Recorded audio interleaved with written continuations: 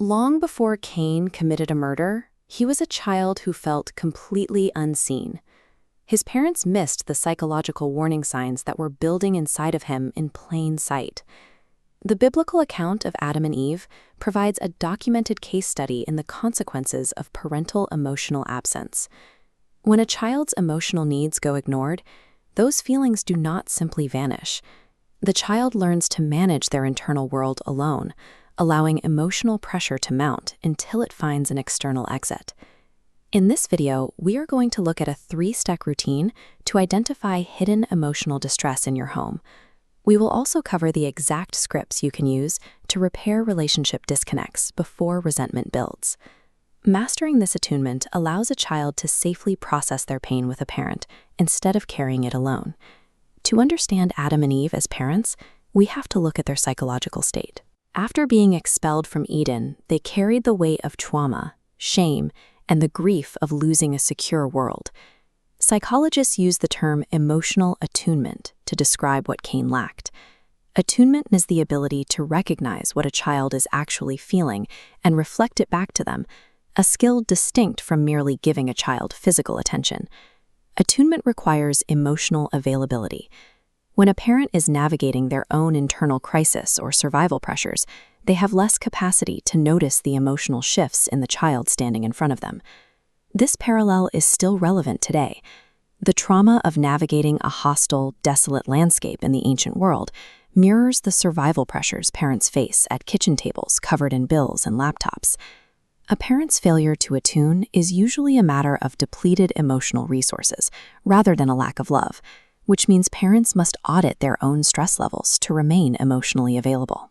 John Gottman's research identifies the emotion-dismissing parent as someone who tends to minimize or punish negative emotions. This graphic shows common phrases that signal to a child that their feelings are a problem to be hidden. These behaviors teach children that they are responsible for managing their internal world entirely on their own, often leading them to believe their feelings are invisible to the people who matter most. By contrast, an emotion coaching parent views negative emotions as an opportunity to connect.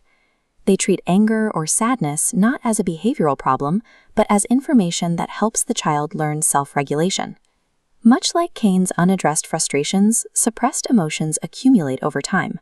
When they aren't processed, they inevitably look for a way out. Treating a child's negative emotion as valid information helps lower the emotional pressure and provides a path to resolve the conflict before it escalates. Step 1 is to track the face. Before Cain acted, the text says his face fell. The most important skill of an emotionally present parent is noticing these micro-expressions and energy shifts before they turn into behavior. Step 2 is to walk toward the anger. Anger is a secondary emotion, meaning it usually acts as a protective shield for something else. Beneath the surface of that anger, you will almost always find a heavy block of fear, sadness, or shame. Step 3 is to use emotion coaching scripts to draw out the truth.